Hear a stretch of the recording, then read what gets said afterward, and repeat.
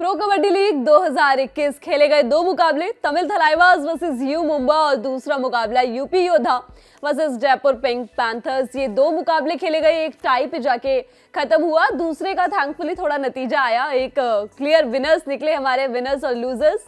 लेकिन आप घर बैठकर क्या करेंगे, इसका भी इंतजाम हमारे पास है। इंडिया का सबसे बड़ा गेमिंग प्लेटफॉर्म विंजो, जहां 100 से ज्यादा गेम्स हैं, वो भी 12 भाषाओं में। यहाँ पर हल्के फुल्के गेम से लेके मार धाड़ वाले गेम सब हैं। और सबसे अच्छी बात यह है कि यहाँ आपको अपनी टीम नहीं बनानी पड़ती, आप एक्सपर्ट्स की टीम को अपनी टीम बनाकर खेल सकते हैं।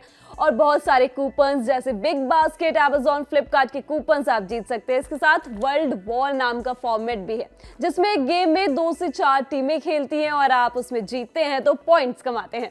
चलिए वापस मैच पे आते हैं। Tamil Thalaivas versus U Mumba, UP Yoddha versus Jaipur pink panthers. Tamil Thalaivas versus U Mumba, पहले ये मुकाबला खेला गया। यू मुंबा अपना पहला मुकाबला उन्होंने जीता था, जिसके बाद उनको दबंग दिल्ली से हार मिली और तीसरे मुकाबले में ये अब आए थे। तमिल थलाइवास भी जीत की तलाश में थी, पहला मुकाबला तेलुगु टाइटंस के साथ ड्रॉ किया, उसके बाद एक मुकाबला और खेला। अब ये तीसरे मुकाबले में यू मुंबा के सामने। यू मुंबा एक काफी अच्छी टीम मानी जाती है, बड़ी टीम मानी जाती है, लेकिन इस मुकाबले में जब उतरी तो वही कमी जो दबंग दिल्ली के सामने दिखी थी कि डिफेंस नहीं चल रहा, आपके रेडर्स आपके लिए पॉइंट्स नहीं ला रहे, वही कमी एक बार फिर दिखी। दूसरी तरफ अगर आप तमिल थलाइवास की बात करेंगे तो इतनी बड़ी टीम ये नजर नहीं आती है, 2-4 खिलाड़ी इनके लिए एक्सेप्शनल होते हैं। उसके अलावा ओवरऑल परफॉर्मेंस में कहीं ना कहीं ये बड़ी टीमों के सामने अगर आएगी, जिस भी दिन आएगी, तो वो पीछे रह जाएगी। इस मैच की बात करते हैं क्योंकि Tamil Thalaivas total red points इन्होंने 17 कमाए हैं और टैकल पॉइंट्स 8। दूसरी तरफ यू मुंबा की बात करें तो 18 रेड पॉइंट्स और 5 टैकल पॉइंट्स। जिस टीम में सुल्तान फजल अतरचली हो, उस टीम में सिर्फ 5 टैकल पॉइंट्स आए। थोड़ा सा अजीब लगता है कि आप इतने बड़े खिलाड़ी हैं, आप टीम के कप्तान हैं, आप आगे से लीड नहीं कर पा रहे हैं।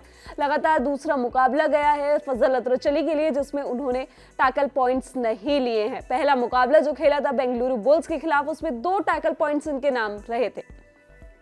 ओवरऑल इस मैच के कंक्लूजन की बात करें तो 30-30 पे ये मुकाबला टाई हुआ, लेकिन एंड मोमेंट तक तमिल थलाइवास ने पकड़ बना रखी थी। ऐसा लग रहा था क्योंकि 1-2 पॉइंट्स की बात चल रही थी कि अब ये टीम इनके पीछे आ सकती है। यू मुंबई एक लग रहा था मैच से पहले कि ये शायद जीत सकती है, बड़ी टीम है, अच्छे खिलाड़ी हैं, अभिषेक सिंह है, अजीत कुमार हैं, इनके पास फजल अतरचली है, डिफेंस अच्छा है, शिवम पिछले मुकाबले में अच्छा करके आए हैं, लेकिन वो चीज़ इस मैच में नहीं दिखी। शिवम कुल 1 पॉइंट कमा पाए, अजीत ने अच्छा किया, अजीत ने 15 रेड पॉइंट्स उन्होंने अपने नाम किए इन टोटल। अभिषेक की बात करें तो जिन्होंने पहले मुकाबले में आते ही बता दिया था कि मैं आ गया हूं, 19 पॉइंट्स उन्होंने कमाए थे, उसके बाद से ज़्यादा कुछ कमाल नहीं कर पा रहे हैं। इस मैच में भी सिर्फ 2 पॉइंट्स ले अपने नाम कर पाए। इसके अलावा बात करेंगे रिंकू की तो 2 टैकल पॉइंट्स उन्होंने निकाले। इसके अलावा मंजीत की बात की जाए तो उनके नाम 8 रेड पॉइंट्स रहे, अतुल के नाम 7 रेड पॉइंट्स रहे, भवानी ने 2 रेड पॉइंट्स अपने नाम किए, सुरजीत और साहिल के नाम 3-3 डिफेंस में पॉइंट्स निकाले। अगर आप तमिल थलाइवास की टीम देखें तो आप 4-5 प्लेयर्स अपने हाथ पे, आप अपनी उंगलियों पे गिन सकते हैं उनके नाम जिन्होंने परफॉर्म करके दिया। उसके अलावा कोई नहीं ऐसा खिलाड़ी निकल के आया जिसने टीम के लिए कंट्रीब्यूट किया हो।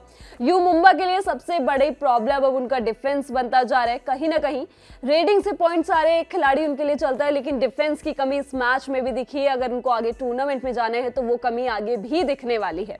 एक खास खिलाड़ी की बात करेंगे इस मैच में से जो भर के आए हैं, वी अजीत। उनका सीजन 2019 में शुरू हुआ, जब पहला सीजन खेला था। एक्सेप्शनल निकल के आ रहे इस टीम के लिए, यू मुंबा के लिए। ऐसा पहले कहा जा रहा था कि अभिषेक सिंह को सपोर्ट करेंगे, ये उनके साथ रेडिंग पॉइंट्स लेके आएंगे। अभिषेक सिंह तो बहुत एक्सेप्शनल थे, 19 रेड पॉइंट्स पहले मुकाबले में निकाले थे, लेकिन उसके बाद वो गिरते चले गए और अजीत उठते चले गए। पहले मैच में बेंगलुरु बुल्स के खिलाफ 6 रेड पॉइंट्स उन्होंने निकाले थे, अगले मैच में गए दबंग दिल्ली के खिलाफ 7 रेड पॉइंट्स निकाले, और उसके बाद इस मुकाबले में तमिल थलाइवास के खिलाफ 15 पॉइंट्स उनके खाते में गए हैं, जिसके बाद भी वो टीम को जीत नहीं दिला पाए। आखिरी में एक बहुत ही इमोशनल मोमेंट था जब टीम को बढ़त के लिए सिर्फ 1 पॉइंट चाहिए था।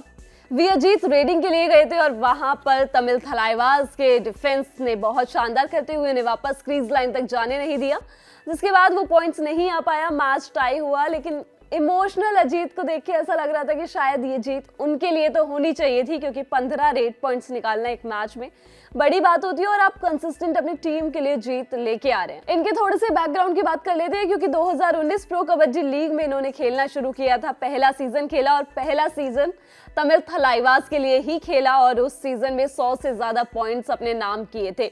ओवरऑल इनके करियर की अब तक की बात करें तो 27 मुकाबले खेल चुके हैं, जिसमें से टोटल रेट्स 315 की है इन्होंने, जिसमें से 173 रेट पॉइंट्स भी इनके नाम है। एक्सेप्शनल प्लेयर हैं। यू मुंबा चाहेगी कि वो तो कंट्रीब्यूट करे, लेकिन ओवरऑल बाकी प्लेयर्स भी कंट्रीब्यूट करें।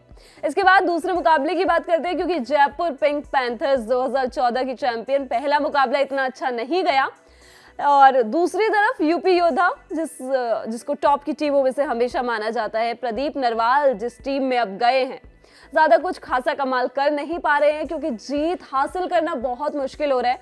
और प्रदीप नरवाल को जिस उम्मीद के साथ लेके आया गया था, वो उस उम्मीद पर खरे नहीं उतर पा रहे। इस मैच की बात करें तो उनकी टीम यूपी योद्धा 32-29 से ये मैच हारी है और प्रदीप नरवाल सबसे बड़ा नाम माने जाते हैं। सिर्फ 3 रेड पॉइंट्स उनके खाते में गए हैं। इसके अलावा सुरेंद्र गिल ने सुपर 10 जरूर पूरा किया, 10 पॉइंट्स उन्होंने अपने नाम किए। रोहित तोमर के नाम 7 पॉइंट्स रहे। श्रीकांत जाधव, जिनका कंसर्न मैं आपसे सुबह भी कह रही थी कि इनको परफॉर्म करना होगा, इनके लिए ही प्रदीप नरवाल को लाया गया है, वो खुद भी परफॉर्म नहीं कर पा रहे। श्रीकांत जाधव के नाम 4 रेड पॉइंट्स रहे। डिफेंस की बात की जाए तो नीतीश कुमार 2 और सुमित के नाम 1 पॉइंट रहा।